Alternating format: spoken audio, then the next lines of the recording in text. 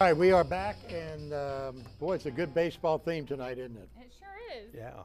Well, I learned about this gentleman recently through one of the producers, and he's got quite a baseball history. And we're so proud that he, being with this baseball history, that Dayton is a part of his life and his history. And he's going to come out and explain about his baseball career and all about his association with a lot of colleges and his accomplishments. And as I read his bio, it's as big as a phone book. I only got through half the book. I mean, this guy is amazing. So please make welcome for the first time to the show, everybody, Ron Nischwitz, everybody. All right. All right. Thanks for coming. Hey, Ron, how you doing, buddy? Good to see you. How you doing? Good to see you. Glad to have you here. Nice to be here, Rob. Well, wow, I read your bio, and where does one begin? That means I'm old, right? No, that means you're a very talented man, and we appreciate your talents and what you've given to the world of sports. And so I always like to start out with, now here you are, 2, 3, 4 years old. You didn't know you was going to be a baseball player. How did all that begin for you? Well, you know, no television, no video games, no cell phones. So, People talk to each other then, buddy. we They could, talk to each other. We had balls, though. And somewhere along the line, I picked up a ball. Okay. And I can remember, actually, I grew up, lived with my grandmother. Mm-hmm. She had 3 steps in the front of her house every day in the summertime. Here I was, throwing that ball against the steps every day. Each step? Each step. One a little bit higher, catch that one, throw another step. Yeah. I've done that. Oh, yeah. And fortunately, my arm got pretty strong, and I was able to play in high school, college, and in the professional ball, and be able to play in the major leagues. And you play for Detroit Tigers? Out there? And who else did you play? Play with the Tigers, the Indians, and the Mets. Wow. And would have played longer than the 5 years I played, but I injured my elbow. It's kind of, you probably heard of Henry Aaron. Yes. Threw a pitch in spring training, struck him out, but didn't pitch much after that. That was before Tommy John. And a few years later, one of my ex-roommates was Tommy John. Wow. He got surgery, and he was able to continue his career, but mine was cut short. Were you right-hander or left? Left. Left-hander? Left. Is that common in baseball or more right-handed? More right-handers More than left. right-handers. It was an advantage to be a left-hander. Isn't it true that a lot of times with you pitchers that throwing that ball it can really mess up the elbow? That's especially what I when you got heard. Fast pitch. I heard my That's hurt quite my common elbow. though, isn't it? Right. Oh Yeah. yeah.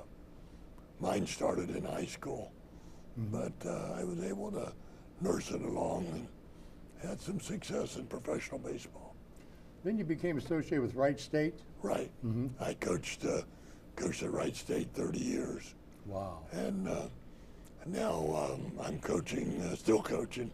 I coach at Fairborn High School, and actually I'm coaching some college players who are playing baseball at Wright State in the Great Lakes Collegiate League. These are all college players that their coaches want them to get better in the summer, and so I have an opportunity to help some of those guys get better for their college and maybe to play professionally. That's great. You are a professional, and you've had a great career, so I wouldn't ask anybody else this question. But there's a lot of controversy out there about the drugs. Yep. And in your opinion, is it something that may have been going on back then, or it started later on in the years? It started later on. Back when I was playing professionally, we had a product they called a greenie. A greenie? A greenie, Okay. which was really a pep pill. And the trainers would administer those to you when you got tired. And, you know, yeah, I happened to take them on occasion, but some guys took them every day, and that caused some problems. And what exactly was a greenie? It just pepped you up, kept you going. Just a pepper-upper? Yeah, right. Had nothing to do with Dr. Pepper, just No, a the pepper-upper. pepper-upper, right. And it worked. It worked. And you never thought about not taking it because the trainers gave it to you. Well, in your opinion, you watch the news, you know what's going on. Was that really not anything like what the injections that maybe No, some of I them mean, are taking now, those cycling and things, biking? taking those pills didn't enhance your playing. But Just the gave you steroids made you stronger, faster. And while I was not playing professionally when it happened, I saw it happen because I was coaching in college. And even some of the college kids, I had to watch them to keep from doing the same thing. Because as a young person, all I wanted to do when I was a kid was play baseball. I never saw a Major League Baseball game when I was a kid, but I listened to a lot of them on the radio.